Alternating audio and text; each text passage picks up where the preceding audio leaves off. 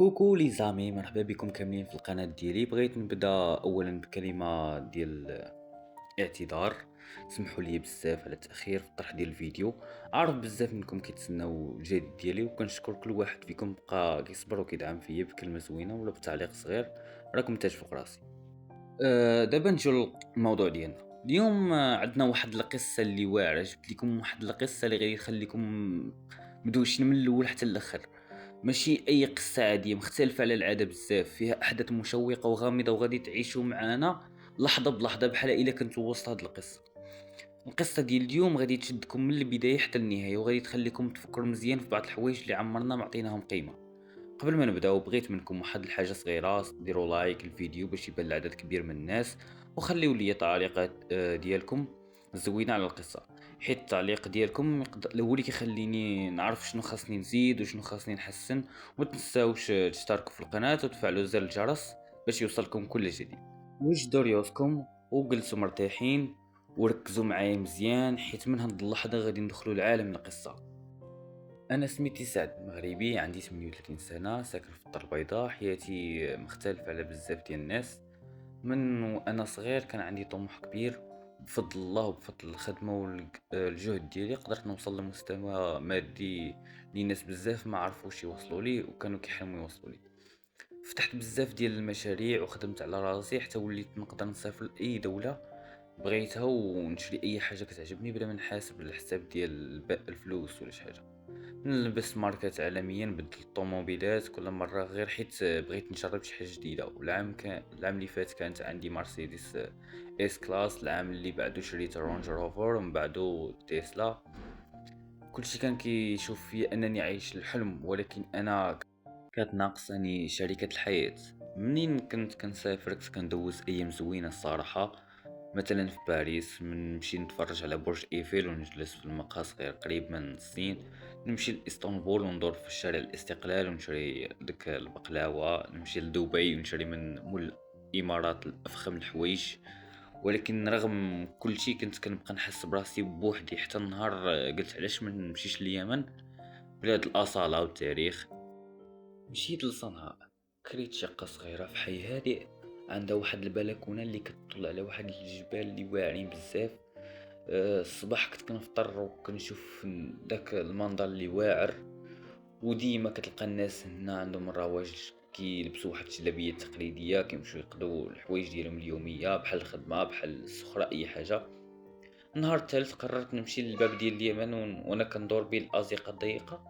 وقفت قدام واحد المحل كيبيع الفضة والعقيق اليمني. شفت واحد البنت واقفة قدام المحل، صراحة عجبتني. كانت الابتسامة ديالها زوينة وهي كتبان زوينة وظريفة وبنت الناس، وخا انا ما كنعرفهاش مزيان.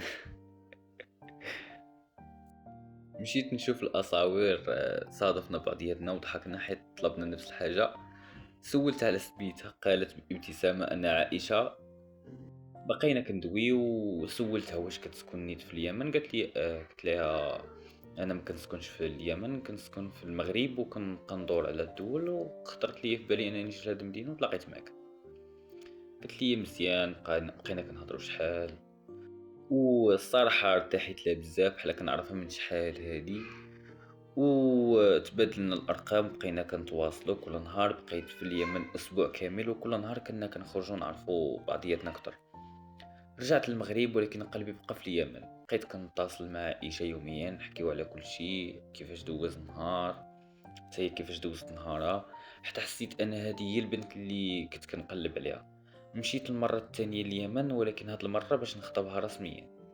تعرفت على الام ديالها. والاب ديالها ما كانش لانه كان توفى وكان في رحمة الله. المهم الام ديالها وافقت على الخطوبه. درنا عرس بسيط في صنعاء، سكنت انا وعائشه في شقه صغيره، ولكن كانت الايام زوينه. مع ذلك انا كنت معول غندوز شي وقيته وغادي نرجعوا انا وياها المغرب وغنسكنوا تما. الصراحه دازت 8 شهور زوينه بزاف، حيت كنا كنسافروا انا وياها، كنخرجوا، كنديروا اي حاجه كانت في البال ديالي. لقيت اللي شاركني الفرحة والخرجات، مع ما كانوش عندي الأصدقاء بزاف، ولكن كانوا عندي، ولكن ما كانتش هذيك الصداقة اللي تقدر تخليهم يمشوا معايا. بحكم انني كنسافر بزاف ما كانش كنلقى شي اصدقاء زعما اللي كيكونوا عندي مده طويله وانا كنعرف. كاينين اصدقاء الطفوله اللي كنت عشت معاهم الطفوله ديالي، ولكن راه هما في المغرب وانا كنبقى كما كتعرفوا ديما من بلاصه لبلاصه، كنثبتش في بلاصه واحده. صافي قررت نستقر في بلاصه واحده، ما نبقاش نتنقل انا وياها. صافي قلنا علاش ما نسكنوش في اليمن وندوزو مده وغادي نمشيو المغرب. شدينا دار كبيره تبارك الله، وكنا دوزنا فيها واحد الوقيته اللي بزاف، حتى لواحد النهار اللي بدا كيتبدل هادشي كامل. الاحداث الزوينه بدات كتبدل وكيوقع شي حوايج اللي ما كناش كنتسناهم الصراحه. واحد الليله كنت ناعس شويه، كنفيق على غفله على صوت ديال شي حاجه تهرست في الكوزينه. مشيت نشوف شنو كاين، ما لقيت حتى شي حاجه تهرست، كلشي في بلاصتو بحال ما كان والو، انا بحال تخيلت. في الصباح سولت عائشه واش سمعت شي حاجه، قالت لي لا، يمكن غتكون حلمتي ولا تخيل ليك. صافي قررت ننسى الموضوع وقلت يمكن بصح نكون غير حلمت ولا شي حاجه بحال هكا كتهيأ لي. ولكن مع الوقت بدات الكوابيس كتجيني كل ليله، كنفيق وانا عرقان وخايف وشادني الكوابيس بزاف. وحتى عائشه حتى هي ولات كتفيق مفزوعه. والايام كتمر، بدينا كندابزو على اسباب تافهه. انا اللي كنت ديما طالقها وناشط والضحك وهادئ بزاف، وليت كنتعصب على اتفه الاسباب. حتى الجيران بداو كيقولوا لي ان الدار كيخرجوا منها شي اصوات غريبه في الليل. واحد النهار رجعت من السوق، لقيت الريحه ديال العواد قويه في الدار بحال شي بخور غريب. مع الايام وليت كنحس بالكآبه، ما بقيتش كنخرج، ما بقيتش كنهتم براسي. عائشه ولات كتقلق من اي حاجه. مرات كنسمع صوت شي حد كيعيط علي بسميتي في الدار وانا بوحدي. الليل ولا جحيم، كله كوابيس خيالات. حتى النوم في الليل ما بقاش كيجيني. حتى واحد النهار سولني صاحبي، قال لي مالك وليتي على هاد الحاله وهادشي. قلت ليه راه اش كيوقع اش كيوقع. قال لي مالك ما تمشي تسول واحد الفقيه، يقدر يكون يقول لك شنو الحاله ديالك. انا قلت ليه راه غير التخربيق، نكون غير مع ستريس ديال الخدمه وداك الشيء، صافي نسى عليا. صافي هو نسى قال لي ولكن ضروري خصك تجرب تسول، حيت تقدر تكون شي حاجه نيت. لان كيف عارف راه الجن راه مذكور في القران، يعني راه تقدر تكون هذيك الدار اللي شديتوها مسكونه، ويقدر يكون شي حاجه اخرى. المهم انت سول على الحاله ديالك وانت تعرف، لانك كان جن كان يحاول يطردك من المنزل. يعني الا كان بغى يطاردك يعني راه انت غتعرف كيفاش، بحال غادي يولي ظهر ليكم وشحال من حاجه. ولكن انت كما عاودتي ليا ما وقعش لكم هادشي، وقع لكم شي حاجه اخرى. انت سير سولو وانت تعرف. ولكن الا كنتي ما باغيش حاليا تقدر تكون غير ستريس بصح نيت بالخبز. حتى لواحد النهار وانا كنقلب في الدولاب لقيت واحد الحرز صغير ملفوف في واحد الثوب احمر، مكتوب فيه شي كلمات غير مفهومين. وريته لصاحبي عبد القادر، قال لي يا سعد هادشي راه سحر. مشيت عند عائشه وسولتها، قلت لها اش هادشي. بقات كتبكي وقالت لي يا ماما هي اللي دارت هادشي. حسيت بواحد الخيانه كبيره، بدات العلاقه ديالنا كتسوء اكثر. بحيث انني فاش سولتها قلت ليها علاش امك دارت لينا هادشي، قالت لي حيت خاف قالت لك غتخونني ولا شي حاجه، وبغاتك تبقى تبغيني اكثر. وانا ما قدرتش نصبر اكثر وقررت نطلق. واخا انا طلقتها وصافي سالينا، ولكن هادشي ما تبدلش.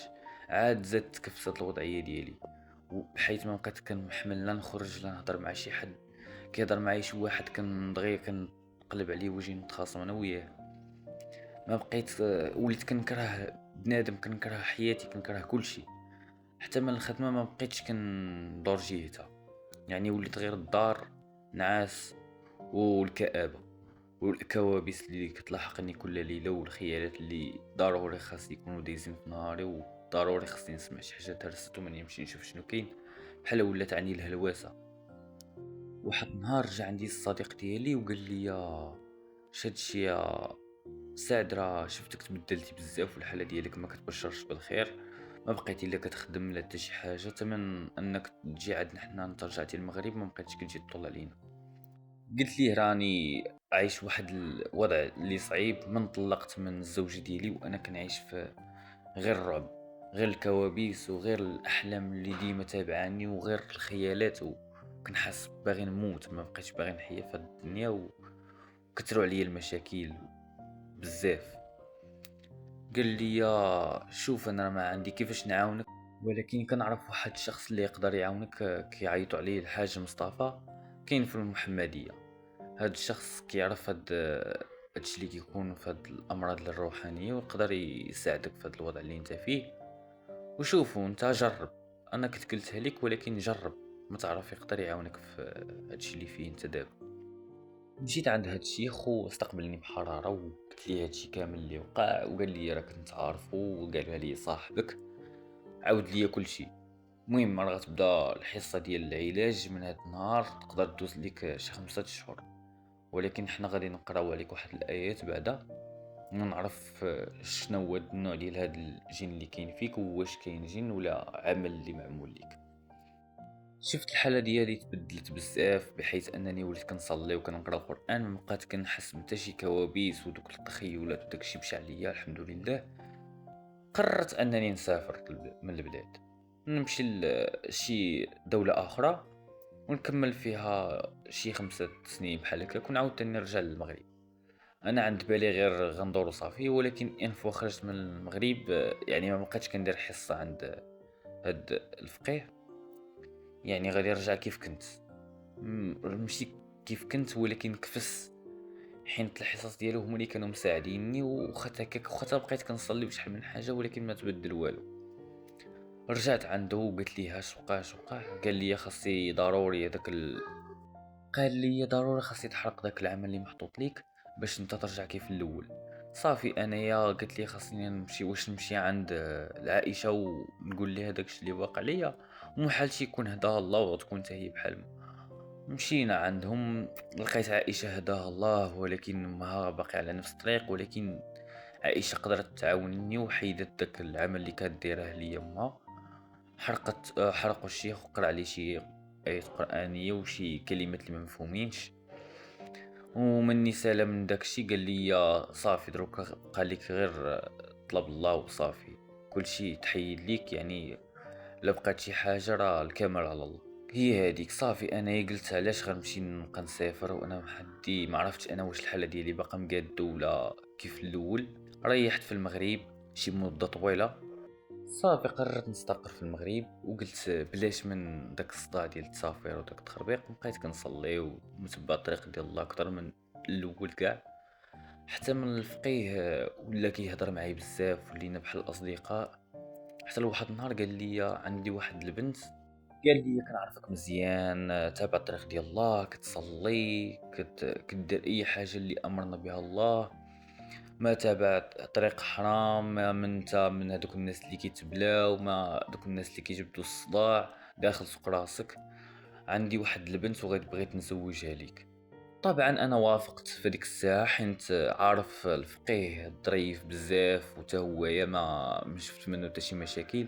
يعني الا كانت عنده شي بنت كتشبه لي في التصرفات ديالو، راه ما شاء الله، يعني راه غتكون زوجة صالحة، وبين التربيه ديالو غتكون زوينه. صافي انا وافقت. مني جيت نتعرف عليها لقيتها بزاف طريفه بزاف وزوينه بزاف، وعجبتني الصراحه. وسميتها بالمناسبة فاطمة. تزوجنا وعشت أحسن سنوات في حياتي، ونسيت الموضوع ديال عائشة وامها اللي كانوا داروا معايا دوك المشاكل بسببهم، اللي عشت أكفس أيام حياتي.